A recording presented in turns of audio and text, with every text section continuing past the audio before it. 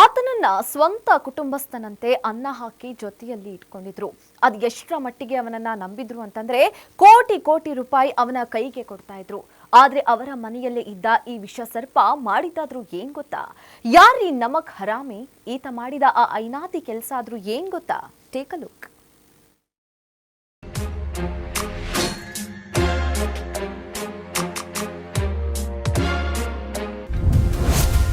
ಅನ್ನ ತಿಂದ ಮನೆಗೆ ಕನ್ನ ಹಾಕಿದ ಕಿರಾತಕ.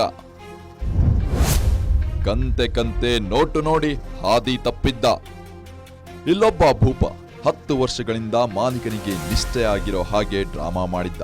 ತನ್ನ ಯಜಮಾನನ ನಂಬಿಕೆ ಗಳಿಸಿದ್ದ. ಯಾವಾಗ ಮಾಲೀಕ ಸಂಪೂರ್ಣವಾಗಿ ತನ್ನನ್ನ ನಂಬಿದ್ದಾನೆ ಅಂತ ತಿಳಿದುಕೊಂಡು ಆಗಲೇ ತನ್ನ ಅಸಲಿಯತ್ತು ತೋರಿಸಿಬಿಟ್ಟಿದ್ದಾನೆ. ಒಂದಲ್ಲ ಎರಡಲ್ಲ, ಬರೋಬ್ಬರಿ 1.5 ಕೋಟಿ ಹಣವನ್ನ ನೋಡಿ ನಿಯತ್ತು ಕೆಟ್ಟಿತ್ತು. ಕೋಟಿ ಕೋಟಿ ಹಣವನ್ನ ಲಪಟಾಯಿಸಿ ಅಲ್ಲಿಂದ ಎಸ್ಕೇಪ್ ಆಗಿದ್ದ.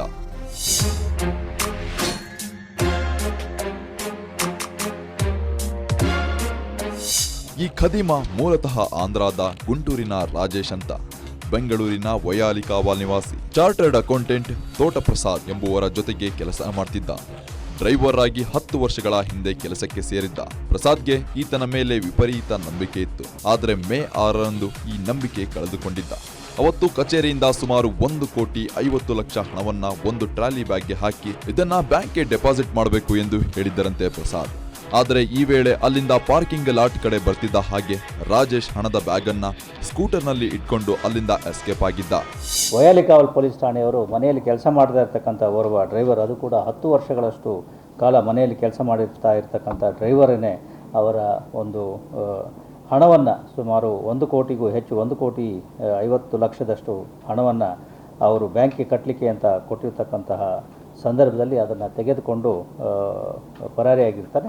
ಆರೋಪಿಯನ್ನು ಪತ್ತೆ ಹಚ್ಚಿ ಆತನನ್ನು ಕೂಲಂಕುಷವಾಗಿ ವಿಚಾರಣೆ ಮಾಡಿ ಆತ ಕಳ್ಳತನ ಮಾಡಿರ್ತಕ್ಕಂಥ ಈ ಹಣವನ್ನು ವಯಾಲಿಕಾವಲ್ ಪೊಲೀಸ್ ಠಾಣೆಯವರು ಪತ್ತೆ ಹಚ್ಚಿ ಅದನ್ನು ರಿಕವರಿ ಮಾಡಿರ್ತಾರೆ. ಆರೋಪಿ ಏನಿದ್ದಾನೆ ಈಗಾಗಲೇ ಹೇಳಿದ ಹಾಗೆ ಸುಮಾರು 10 ವರ್ಷಗಳ ಕಾಲ ಈ ಫಿರ್ಯಾದಿದಾರರು ಏನು ಚಾರ್ಟರ್ಡ್ ಅಕೌಂಟೆಂಟ್ ಇದ್ದಾರೆ ಅವರ ಬಳಿ ಕೆಲಸ ಮಾಡಿಕೊಂಡಿದ್ದು ಆತ ಈ ರೀತಿ ತನ್ನ ಅವಶ್ಯಕತೆಗಾಗಿ ಈ ರೀತಿ ಮಾಡಿರ್ತಕ್ಕಂಥದ್ದು.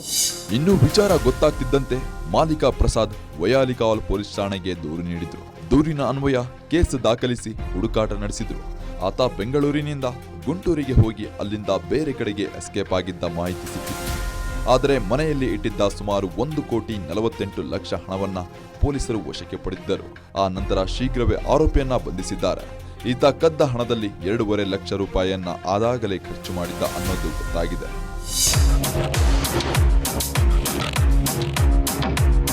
ಅದೇನೇ ಇರಲಿ, ಎಷ್ಟೇ ನಂಬಿಕೆ ಇದ್ರೂ ಹಣದ ವ್ಯವಹಾರ ಮಾಡುವಾಗ ಎಚ್ಚರದಿಂದ ಇರಬೇಕು. ಹಣದ ಮುಂದೆ ಯಾವ ನಂಬಿಕೆಗಳು ಸಂಬಂಧಗಳು ಕೆಲಸ ಮಾಡೋದಿಲ್ಲ ಅನ್ನೋದಕ್ಕೆ ಈ ಸ್ಟೋರಿ ಮತ್ತೊಂದು ಎಕ್ಸಾಂಪಲ್.